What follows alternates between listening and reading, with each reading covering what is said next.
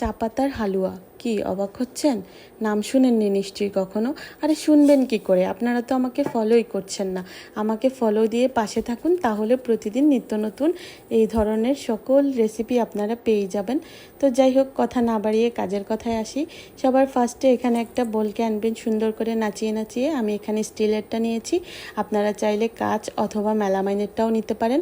তারপর এখানে আমি দিয়ে দিলাম চা পাতা, তার সাথে দিয়ে দিলাম চিনি আর পরিমাণ মতো গুড়। গুড়টা কিন্তু অবশ্যই দিতে হবে, এটাকে কোনোভাবে স্কিপ করা যাবে না, তাহলে কিন্তু এটার টেস্ট ভালো আসবে না।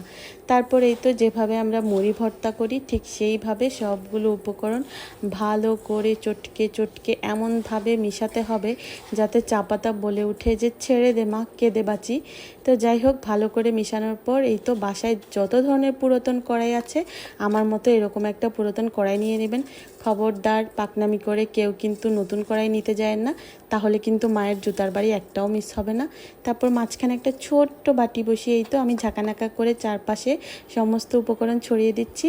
তারপর চা পাতা থেকে যত ধরনের তেল আছে চা পাতার গায়ে সবটা বের করে নিতে হবে। তারপর যেটা করবেন তার সাথে মেশাতে হবে আটাটা কিন্তু অবশ্যই দিতে হবে, তা না হলে কিন্তু হালুয়াটা হবে না। এই তো দেখুন আমি আটাটাকে কত সুন্দর করে মেশাচ্ছি, কি সুন্দর কালার হয়েছে তাই না? তারপর আটাগুলোকে কি করবেন, আপনারা আপনাদের পরিমাণ মতো, আপনাদের যতটুকু পরিমাণ ঠিক ততটুকু আপনারা কোন তৈরি করে তার ভেতর ফিল আপ করে নেবেন। তো আমিও সেটাই করলাম, সবগুলো কোন আমি 15 গ্রাম করে ফিল করে নিয়েছি।